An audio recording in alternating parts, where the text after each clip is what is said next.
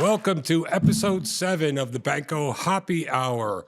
We are here at Paddock, Hops at the Paddock here in Allentown for the Yuengling Flyers road game watch party. And I'm here with a couple of great gentlemen. One's a really great friend of mine, and in the next 15 minutes, he'll be a great friend of mine too. This is Lou Nolan. And Lou Nolan, what do you do, Lou? Well, I talk at the Wells Fargo Center. I'm the guy that talks. You talk? Yeah, so I'm the voice of the Flyers at the Wells Fargo Center. Is the Awesome. Easier way to put it. Legend in the Flyers organization, for sure. Yeah, so you talk, people listen, or they have to leave. So Bob, what do you do? I'm Bob McCormick, and I work for the Yuengling Brewery, which is a proud partner of Banko Beverage and a longtime friend of Mr. Marino here, the Godfather. Absolutely, and I am the Godfather of beer, and I work at Banko Beverage as the VP of Sales. So it's been great to have Lou, who comes to these parties all the time, to stop and chat with us for a few minutes. So I'm just going to shoot a couple questions at these guys, and we'll see where it goes. Okay, so Lou, you've been in the business 52 years as public announcing. So when you walked into the job the first day, you said, I could see me doing this for like 50 years, right? I was glad they invited me back for a second game, Joe, to be honest with you. And I'm an original Flyer. I did PR work up in the press boxes to make sure that statistics and things got in the right hands. And along with Joe Cadillac, who was their first PR director. And I was always writing, and as the games went on, we didn't have TVs every 5 feet with replays, the big 50-inch TVs. We didn't have any TVs. And there I was, and I missed a lot of goals. So I missed a lot of goals. So you caught the important ones. Right. When the announcer left before me, because I haven't been the only one that's done it, I'm 53 or 54 years now. I said I want to go down there, and then I interviewed for it live in the building when they were putting the third deck on the Spectrum, and asked them they'd shut down the crane, like ding, ding, ding, ding, and they did, and it all worked out. So I did the first game, and my first game I got hit with a bucket of pucks. They kept them in a bucket, and somebody, maybe Dennis O'Brien, who was playing in Minnesota, threw them at Bob Kelly, our guy, and I happened to be in the way. So baptism of fire. I'm glad I got back for the second game, though. That's cool. So, I'm in the business 47 years, and it's great that I can find somebody that actually has more experience in a job than I do. So where do they position you? And when you're as the PA, are you up? Are you like at ice level? Where are you actually at? Well, another story, Joe. I was always in the penalty box and at the Spectrum, and worked many years without any glass at all. So, glass all around the building, and it stopped at the penalty boxes and me. So it was, you had to pay attention, because you're going to get hit one way or the other. Either a player's going to hit somebody, or you'll get hit with a puck or a stick, and it happened a lot. But then I moved over to the other building, the Wells Fargo Center, which was, I forget what it was called. It's been through a series of banks. And I worked with that glass there for a little while. And then when they renovated, they put glass all the way around, and that was fine. And then COVID hit, which affected all of us. Absolutely. We spoke about it a little on the way over here, Bob and I. And what basically happened was the NHL said all the announcers have to leave and move. So I went upstairs to the press box, all the way at the top of the Wells Fargo Center, second deck. It was next move I made would be the catwalk. So I had a monitor, and it was about 6 or 8 seconds delayed, and it was a mess, because I'd hear our play-by-play guy Jimmy Jackson say "score," and then I could look and see it. It hadn't happened yet. You're So- up there with the old school balcony glasses from the opera. That's right? exactly what I could have used there, Bob. And then Phil Laws, who ran the building, thought that he would put me on a platform at the end of section 112, which is a great seat. It's not the penalty box, you don't miss anything there, but it's a great seat. The basketball announcers sit up there for television and so forth, and I could tell why. They can really see it. They moved them off the court too to sell the tickets, sell their seats. But so that's where I am now, and I like it there. I liked it better in the penalty box, but long answer to a question. I'm sorry. That's okay. That's great. So I started watching hockey right out of high school, 72, 73. So I guess, the penalty box was a kind of a busy area. Timing is everything, Joe. Timing is everything. Yeah, You started watching the right time. Yeah, I did. And I can remember like the friends that I had, we used to we used to go out and listen to the radio in a guy's car. We would like drive around listening to the radio because there wasn't a lot of TV in 72, 73. Correct. I remember watching watching a Flyers Stanley Cup game on closed circuit, like at a hotel. It was closed circuit. Like you had to buy a ticket to go and sit in like a ballroom. Prism. Yes. Prism. You remember that one? Oh, absolutely. That's how I started watching the games on Prism. Yeah. Yep. Well, now it seems to be that it's sort of going that way again. If you don't have the ultra premium and get all the streaming services, you can miss out on the occasional game here and there. Yeah, absolutely. So, you witnessed. We were talking about the penalty box, and so some of the great performances that you've seen over the years.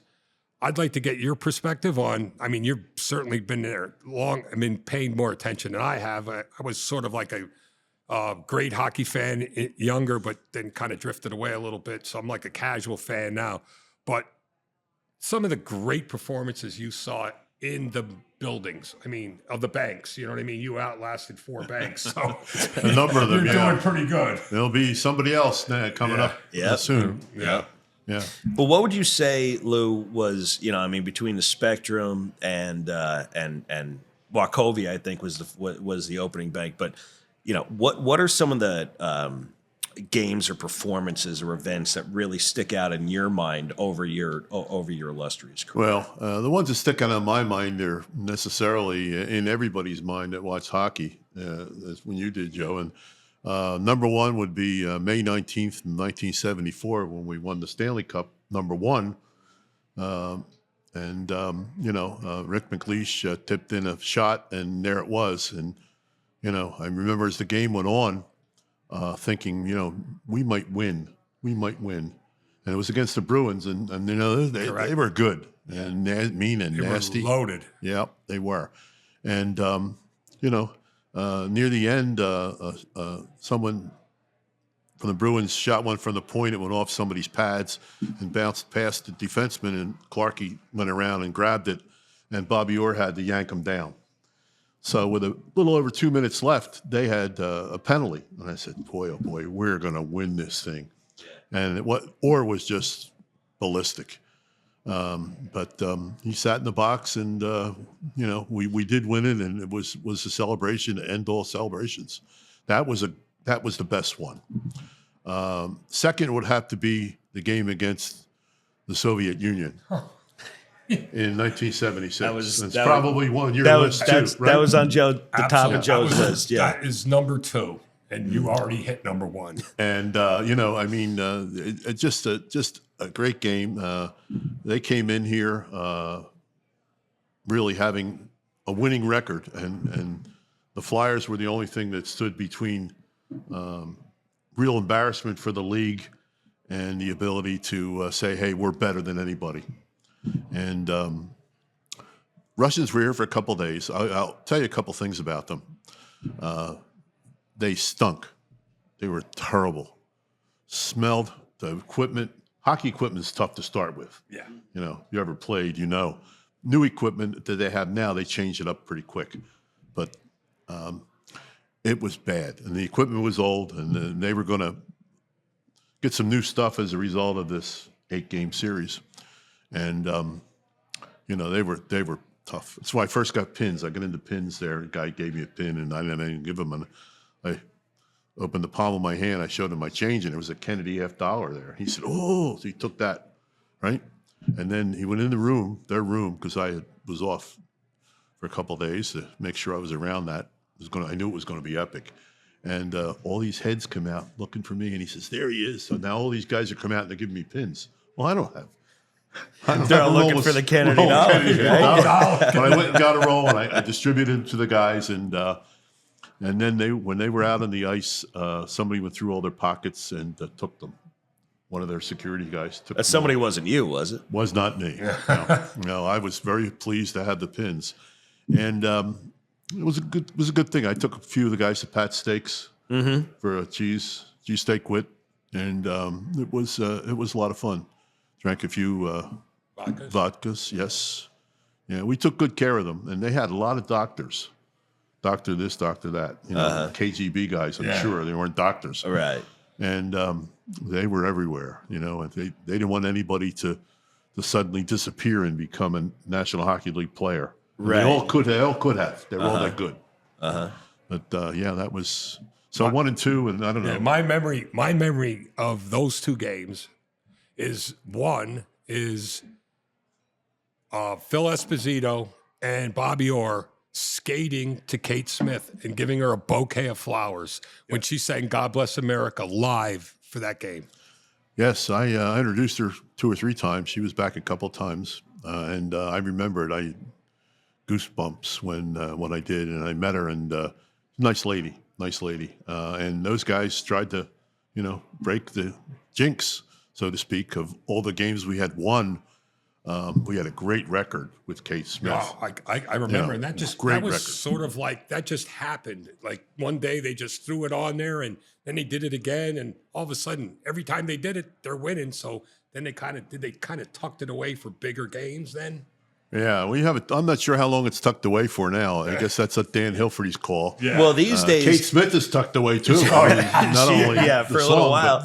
But they do, with Lauren Hart and during the big games, they kind of do the duet of Lauren singing and then Kate in the background. We haven't done that for a while. We've done it. And, We did it for the alumni games that weren't NHL games. yeah. To ease it in a little bit. And I have a funny feeling that we're going to see that make its way back again. But Dan Hilferty did mention early when he came in there that, it's a new era and things would be different. And this team is an exciting team. I mean, there are, a few players away still, but boy, they never stop working.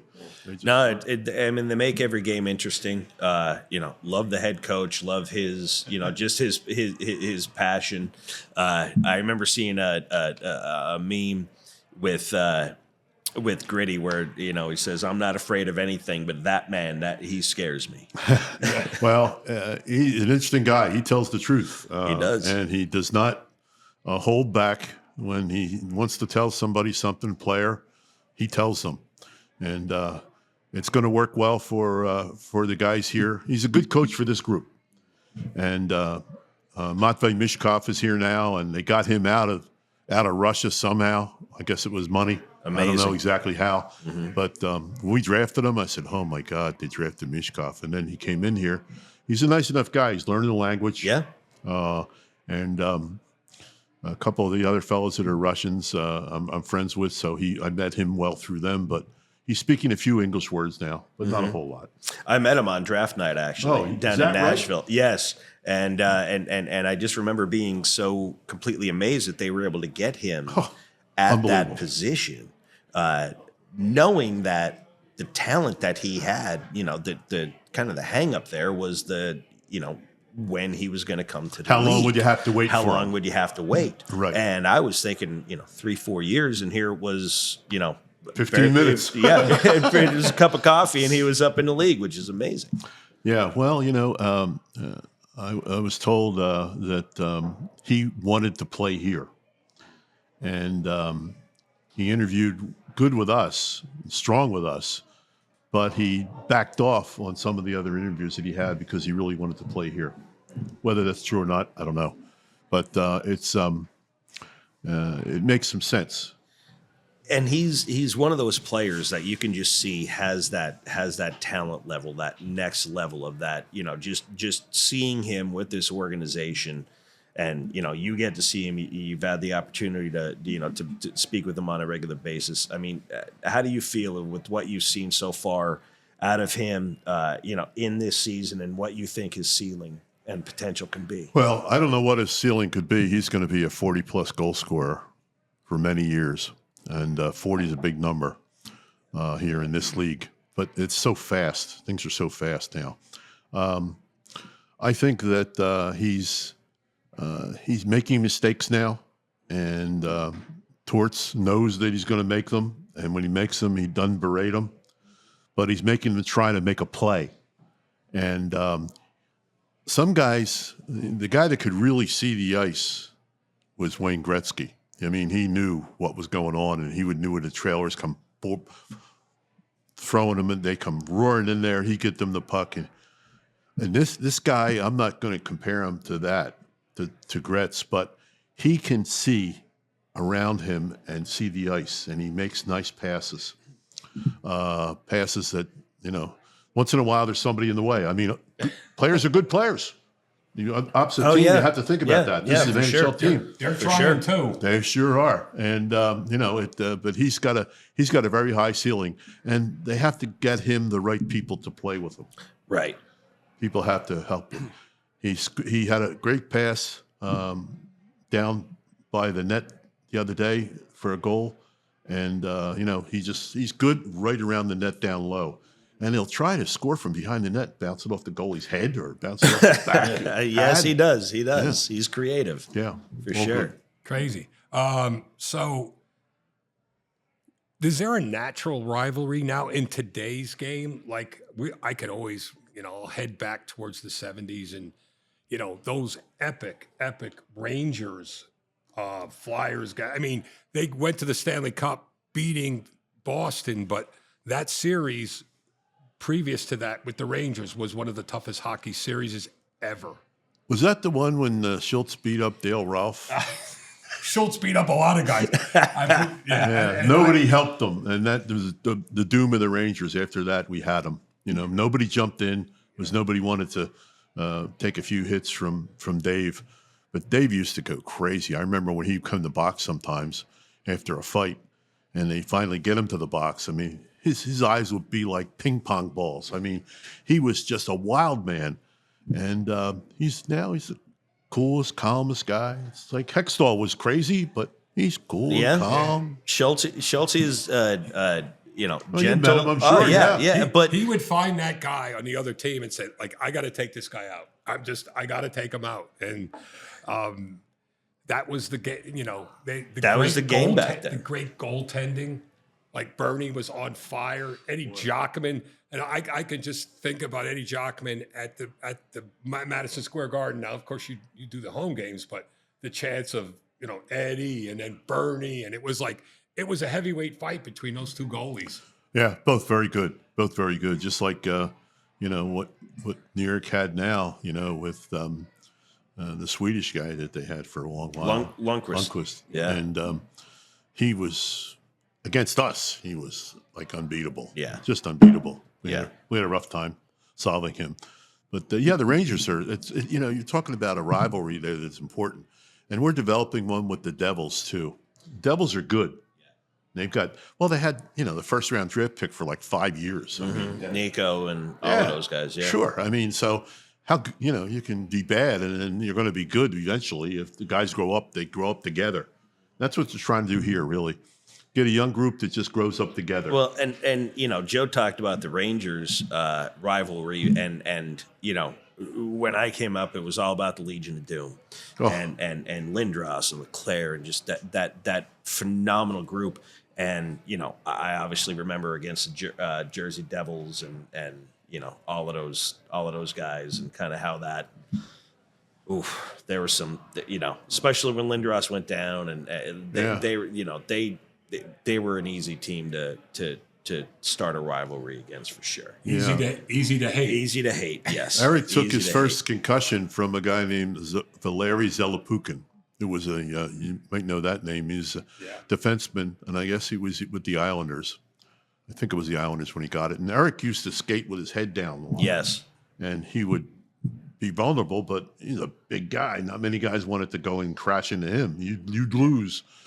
But Zelapukin got him hard, and he went down, and it started the concussions.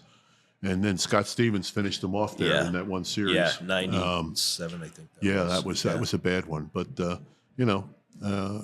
Eric comes in, he plays the alumni games, and he's a good man. Good man. Great man. For those who are regular watchers of the podcast, one of Joe's proteges, Doug Lisk, is a big Eric Lindros fan. Yeah, and I had a couple of years ago, I had the opportunity to introduce Doug to Eric Lindros. Oh, great! And here you're talking about a 40-year-old man who just reverted back to about an 8-year-old boy. Was he able to hold it together? I still see that picture that these guys took together. Yeah, it's on a Christmas card somewhere. But shout out to Doug for that event. Hey, Dougie. So your voice synonymous with the Flyers. Is there like a fraternity of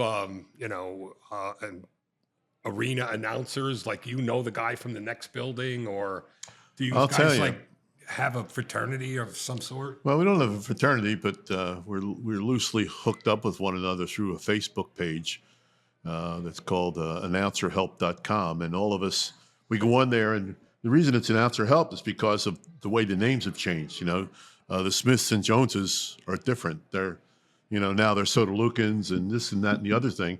So you have to understand them and know how to pronounce them. So the last thing I would want to do was get a guy tell me, "You got me wrong," when he's in the penalty box. Yeah. Somebody like that. That's they made the league. They deserve to be done right. So. At the beginning of the season, Facebook page is together there, and we go on the page, and we read in our roster with our pronunciations. And so I was going to say, you can go to hear mine. You can go to hear Anaheim's. I mean, but it's a very interesting point because you have people with different names. Again, you said it's not the Smiths and Jones anymore, right? And I always kind of wonder, like, do you have to prep for that? Oh, absolutely. And you have to study and get everything right because, again, you said the last thing you want to do in front of thousands of fans me as well as them. Yes, yeah. I do. As a matter of fact, I'll go on and I'll look at the roster on NHL.com and look at the players, and I identify who it is that I need to listen, and I'll listen to announcer.com, announcerhelp.com, and I have some of them done there. And when there are guys that we don't know who they are, they come up and they're surprised. I'll go on and I'll try to find a clip of them somewhere on ESPN or somebody like that, and then, bearing that not being able to happen, I'll go and see the PR man down the hallway and say, "How do you say this name?" Right. I hope he knows, because don't tell me, tell him. Do you ever think about, boy, I hope that guy doesn't score? But yes, I have. He's gonna skate over and go. But I appreciate you answering that because that is something that I have always wondered. Like you guys, you do such a good job. You have to be so succinct and you have to be so on your game with it to be able to say something like that. I imagine the preparation for it is and I imagine it's easier now with more technology than it was, say, maybe 20 years ago. Yeah, I would go down and talk to the PR man all the time, and with the Russians, I mean, I learned Russian names from Gene Hart. Gene spoke Russian. Gene Hart, who was one of the greats of all time, no doubt, took me under his wing when the Russian roster was with us, and he went over all the names with me, and I learned how to segment them and how to say them. And I'm usually right when I see somebody that's Russian that I don't know. I do it, and I think write down phonetically how I think it should be. And when I go to their website, I'm usually right. Not always, but I'm usually right. But it's a challenge. You got to be ready. Yeah. I mean, I've been doing it for a few years now, so if I screwed up a lot, I guess I'd be gone. Yeah. Certainly good at it. So again, you have to be both entertaining and informative. Entertaining? I don't know how entertaining I am. Oh, I mean, people. Oh, listen, I'm at the absolutely. game. Your voice carries through the arena, and it's enjoyable. Pico power play. that's what Pico everybody's power saying. play. I was just Yeah, going to say that. Yeah, I was going to say about voice synonymous. With the Flyers now, it's Jackson, and before it was Gene Hart, and oh my God, those guys like Gene Hart and Don Earl. John Earl. Yeah, and it was crazy. And the Rangers had Rich Gordon and Bill Chadwick, and Bill Chadwick was an old referee, and they called him the Big Whistle. Big Whistle, yeah. And he had this Nice distinct man. accent, and he couldn't get a name right. He could never be in this, No, well, he was who he was, and he was allowed to get them wrong. Yeah. He got every name wrong. He got Smith wrong. You know what I mean? So if you're walking in and out of the arena, or you're going to be at an event like this, how do the fans see you, recognize you, come up to you? Do you have a fan club? I'll be in it. If you don't, we'll start I don't think it. so. There's a website, but I can't. Somebody built it. A guy named Andrew Mansis. He built it, and I can't do anything with it. I ask him to do things with it. I can't answer questions on it or anything like that. But it's there. So that's one thing. But people do, I hear comments if I'm walking through the hallways and whatever. Hey, Lou, this and that and the other thing. You got recognized today in the lobby of the hotel. Yeah, I guess so. You did. And interestingly enough, it's been happening different places, but it's something that I don't think my voice is extraordinary, but it's a fact that people have heard it for so long, it gets in the back of their head. If I'm in an elevator and I'm talking to somebody, people just they look. They don't know me, but they understand. They know the what it voice. is. Yeah. Yeah, I guess. That's how I first met you. I didn't know what you looked like. I just recognized the voice, and I'm like, I know. I have to go introduce myself. I've heard that I have to voice go introduce before. myself. Yeah. Somewhere, yeah. Yeah. Oh, that's really good stuff, Lou. You wrote a book, 2017. If these walls could talk, well, if they could talk, what would they say? Well, that was a compilation of a lot of stories and things that were put together by Sam Carchidi, who was a writer for the Philadelphia Inquirer and now works for a lot of different organizations other than the Inquirer. Sam, without Sam, it would have never gotten done. We met and he went through a list of things that thought would be interesting, and they were. And I stories were there, and he put them together, and then we edited it and put it into a book form. People seem to like it. Absolutely. Still sells a few here and Absolutely. there. And some good stories, but there are stories that aren't there. and never be there. In any good book, there's stories that are untold stories are probably the best. Do you feel like opening up one of those clams, or are you saving it for the sequel? Yeah, I don't know. I'm not even sure we could open it up without getting me in a jam. But there are some good things in there. I'll tell you one. We're in Montreal. My wife Ellen, beautiful wife Ellen, who's with me tonight. Hi, Elle. She's with me, and we're at the NHL All-Star Game. So I'm there, and we're staying at a great hotel with the whole Flyers organization, including Ed Snyder. And I'm in the lobby in the afternoon, and Peter Jennings, who was a newsman on ABC, is in the lobby with his wife and a couple kids, and they're looking at the picture of the subway, and a bellman is showing them where to go and whatever. So I know Jennings is a real hockey fan.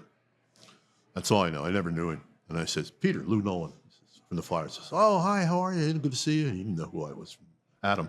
But I said, are you going to go to the game? He said, yeah, we're going to go to the game. We're just trying to figure out how to get there in the subway. I said, you don't have to do that. We have a bus. Be right out front at this time, and I'll come and collect you in the lobby here and come on the bus with us. He says, great. So now I got Peter Jennings in my pocket, right? Yeah. And sure enough, everybody's on the bus, and I wait, and I say, okay, Peter, let's go. So we walk in with him, and Ed's in the first seat.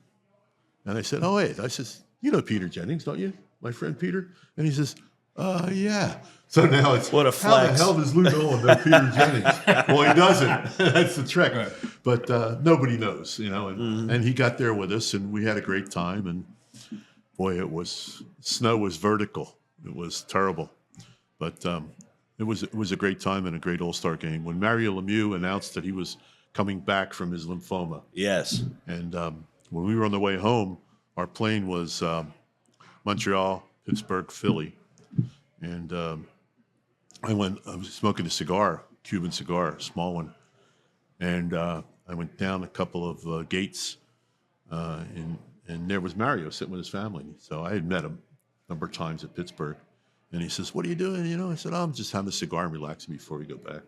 He said, "Oh, he said, what did you think?" "I'm going to come back." He says, I'm going to come back in Philadelphia." I said, "Okay." So he comes back. I see him in Philly, and he says, "Doing it tonight, Lou. Doing it tonight." I said, "Okay." So when I announced him, I'm telling you, he got a standing O from our people in Philly because he was a tremendous player. Oh yeah. There weren't Oh, many yeah. any better, Yeah. and just a wonderful guy besides. But he hid in the early years because he didn't speak much English. But that's how I met up with the trainers from Penguins, who were friends of mine. And I used to, when I would be in there, I'd drink beers with him. Mario would be drinking a beer, and I'd meet him that way. So it was great. It was great. And he's a classy guy, because when I see him now, he'll always be with a bunch of people, ownerships, and he come around the corner and he always stops and says, "Oh, my friend, how are you?" He doesn't remember my name, but he stops and makes it a nice thing. Yeah. Guy's got a lot of class. That's Amazing. that is awesome. So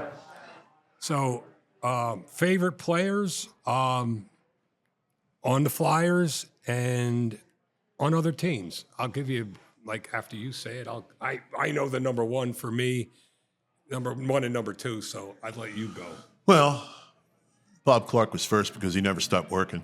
And he was a great player, and he accomplished a lot of stuff. Bernie, who's I see a lot and is a great friend. Yep, with his wife Jeannie, and he is just the best. And Simone Nalé I always liked. He was early years and was traded to Colorado, was our captain. But I was the age of the guys when I first started. I mean, there were some older guys, but there were some younger guys, and we hung out together, But these guys now, look at me. I ain't hanging out with any hockey players, believe me. Yeah. You could show them how to drink a beer or two, I'm sure. Yeah, probably. These guys, anyway, they're pretty healthy guys. They don't do a lot of beer drinking, but at least that I see.